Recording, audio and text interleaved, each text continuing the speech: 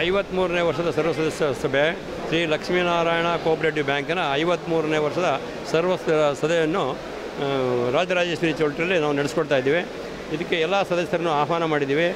ಈ ಬಂದಿರತಕ್ಕಂಥ ವಿದ್ಯಾರ್ಥಿಗಳಿಗೆ 80% ತಗೊಂಡಿರ್ತಕ್ಕಂಥ ಎಲ್ಲ ವಿದ್ಯಾರ್ಥಿಗಳಿಗೂ ಅವರಿಗೆ ಒಂದು ಕಾಣಿಕೆ ಕೊಡ್ತಾ ಇದ್ದೀವಿ, ಒಂದು ಸನ್ಮಾನ ಮಾಡ್ತಾ ಇದ್ದೀವಿ. ಹಿರಿಯ ನಾಗರಿಕರೆಲ್ಲರಿಗೂ ಸನ್ಮಾನ ಮಾಡ್ತಾ ಇದ್ದೀವಿ. SSLC ಮತ್ತು PUC ಡಿಗ್ರಿವರೆಗೂ ಸಹಿತವಾಗಿ ಅವರಿಗೆ ಒಂದು ಪುರಸ್ಕಾರ ಮಾಡಿಕೊಟ್ಟು ಅವರಿಗೆ ಪ್ರೋತ್ಸಾಹ ಕೊಡ್ತಾ ಇದ್ದೀವಿ. ಇದನ್ನು ಸ್ಥಾಪನೆ ಮಾಡಿದಂಥವ್ರು ಕೆ ವೆಂಕಟಪ್ಪ ಅಂತ ಹೇಳ್ಬಿಟ್ಟು ಅಕ್ಕೂರು ಮಾಸ್ಟ್ರು, ಅವರ ಸಂಘಟಕರೆಲ್ಲರೂ ಸೇರಿ ಸ್ಥಾಪನೆ ಮಾಡಿದ್ದಾರೆ.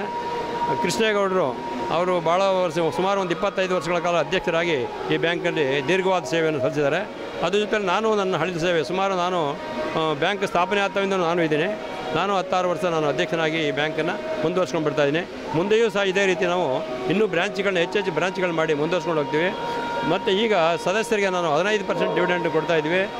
ಮುಂದೆ ಬ್ರಾಂಚ್ಗಳನ್ನ ಜಾಸ್ತಿಯಾಗಿ ಮಾಡಿ ಭಾಳಷ್ಟು ಜನಕ್ಕೆ ಬೆಂಗಳೂರಿನ ನಾಗರಿಕರಿಗೆ ಅನುಕೂಲ ಆಗೋ ಥರ ಸದಸ್ಯರಿಗೆ ಸಾಲ ಸೌಲಭ್ಯಗಳನ್ನ ನಾನು ಕೊಡಲಿಕ್ಕೆ ತಯಾರಾಗಿದ್ದೀವಿ ಅಂತ ಹೇಳಿದ್ವಿ. ಸರ್, ಎಲ್ಲೆಲ್ಲಿ ಮಾಡಬೇಕು ಅಂತ ಮುಂದಾಲೋಚನೆ ಮುಂದೆ ಕೆಂಗೇರಿ ಉಪನಗರ ಆ ಕಡೆ ಬ್ರಾಂಚ್ ಮಾಡಬೇಕು ಅಂದ್ಕೊಂಡಿದ್ದೀವಿ. ಈ ಕಡೆ ಇದು ಯಲಹಂಕ ಈ ಕಡೆ ಸಾಲ ರಿಕವರಿಗೆ ನಾವೇನು ಮಾಡ್ತೀವಿ, ನಮ್ಮ ಒಂದು ಟೀಮ್ ಇಟ್ಟಿದ್ದೀವಿ. ಅವರು ಡಿಪಾಲ್ಟರ್ಸ್ ಆದಮೇಲೆ 1, 2, 3 ನೋಟಿಸ್ ಕೊಡ್ತೀವಿ. ಆ ನೋಟಿಸ್ನಲ್ಲಿ ಬಂದು ಹಣ ಕಟ್ಟಿದರೆ ನಮ್ಮದೇನು ಪ್ರಾಬ್ಲಮ್ ಇರೋಲ್ಲ. ಹಣ ಕಟ್ಟದೆ ಹೋದ ಪಕ್ಷದಲ್ಲಿ ಅವ್ರಿಗೆ ನೋಟಿಸ್ ಕೊಟ್ಟು 1, 2, 3 ಕೊಟ್ಟಾದಮೇಲೆ ಆಮೇಲೆ ನಾವೇನು ಮಾಡ್ತೀವಿ, ಮನೆ ಹತ್ರ ನಮ್ಮ ಸಿಬ್ಬಂದಿಗಳ ಕಳಿಸ್ಕೊಡ್ತೀವಿ.